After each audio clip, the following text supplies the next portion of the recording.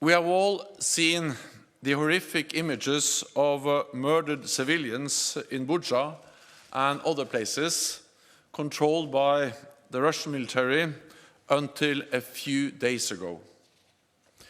This is unbearable brutality that Europe has not witnessed in many decades. Targeting and murdering civilians is a war crime. All the facts must be established, and all those responsible for these atrocities must be brought to justice. NATO allies are supporting investigations, including through the United Nations and the International Criminal Court. In the coming weeks, we expect a further Russian push in the eastern and southern Ukraine to try to take the entire Donbas and to create a land bridge to occupied Crimea. So this is a crucial phase of the war. And as Ukraine faces this new offensive, NATO foreign ministers will discuss what more we will do.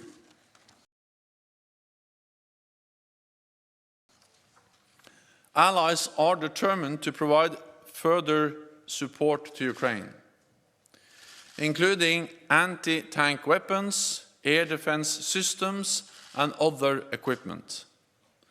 Allies have also increased humanitarian assistance and financial aid.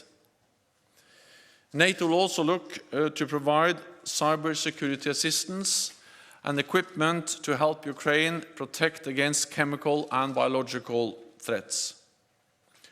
I expect we will also decide to do more for NATO's other partners, which are vulnerable to Russian threats and interference, including Georgia and Bosnia-Herzegovina. By stepping up our political and practical support, we can help our partners strengthen their resilience and prevent any future aggression. What we now see is a brutality, is a scale and a scope of war that we haven't seen in Europe since the Second World War. And this is extremely serious. It's horrific, and of course it causes suffering for the Ukrainian people. But it's also dangerous for all of us. And we see the nature of President Putin's war, his lack of respect for the rule of law, for international rules, and also his lack of respect for basic human rights, including the right to life, for all those who are killed in this conflict. And this is the most serious security challenge we have faced since the Second World War, and it has triggered a very comprehensive and strong response from the whole NATO alliance. We need to continue to put unprecedented pressure on President Putin.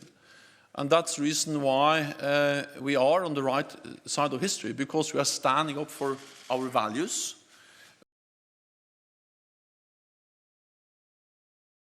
But NATO has also another responsibility, and that is to prevent this conflict from escalating beyond Ukraine, because the suffering we see in Ukraine is horrific.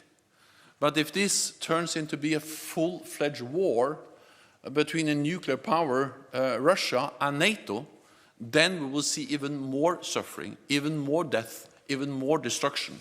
And that's the reason why NATO has to make some hard and difficult decisions